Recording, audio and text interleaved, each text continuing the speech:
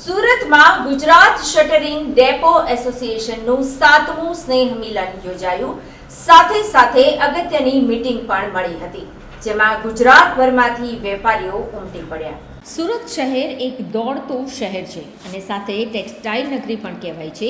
જ્યારે ટેક્સટાઇલ વેપારીઓ સાથે અનેક છેતરપિંડી જેવી ઘટના બનતી હોય છે, ત્યારે વેપારીઓ દ્વારા પણ ડિફોલ્ટરો સામે હવે કેવી રીતે બચી શકાય તે માટેના પ્રયાસો ગુજરાતભરના વેપારીઓ દ્વારા હાથ ધરવામાં આવ્યા છે.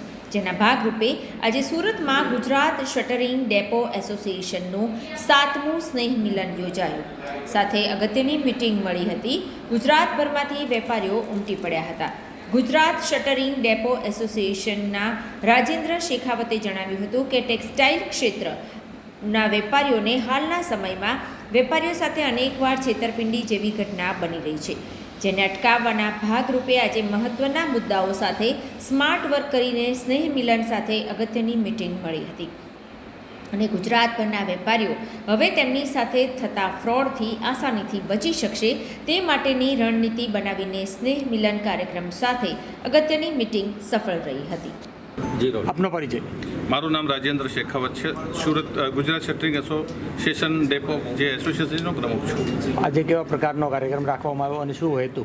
આજે હેતુ અમારો એસોસિએશનની મિટિંગ છે અને આ 7મી મિટિંગ થઈ છે. અમે બધા ભેગા થઈને આજે આ 7મી મિટિંગ છે અને હેતુ એટલે આ વ્યાપારી બંધુ જેટલા બી છે એ વ્યાપારી બંધુ કેવી રીતે અમારે ધંધો કરવાનો અને વ્યાપારમાં કેવી રીતે પ્રગતિ કરવાની એના વિશે ચર્ચા કરવી છે. એસોસિએશનમાં કેટલા વેપારીઓ જોડાયા છે સાથે? અત્યાર સુધી અમારી સાથે 120 ડેપો જોડાયેલા છે. એટલે વ્યાપારી તો ગણો તો ઘણા છે, પણ 120 ડેપો જોડાયેલા છે. અમદાવાદથી લગી અને વાપી સુધીના ડેપો અમારી સાથે જોડાયેલ છે.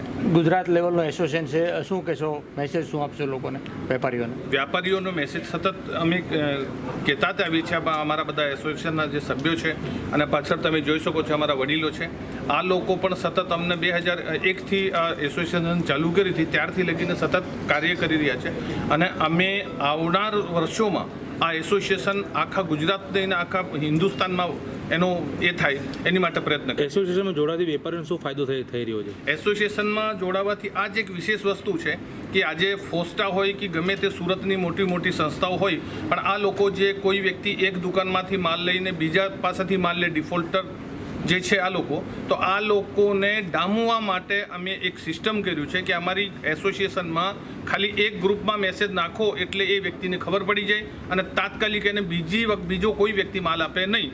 એટલે ડિફોલ્ટર કોઈ વ્યક્તિ જેનો વ્યવહાર સારો નથી, વ્યાપારિક ગતિવિધિ જેની સારી નથી, આ વ્યક્તિને તાત્કાલિક આખા એસોસિએશનમાંથી બાદબાકી કરવામાં આવે છે અને કોઈ એને માલ આપે નહીં.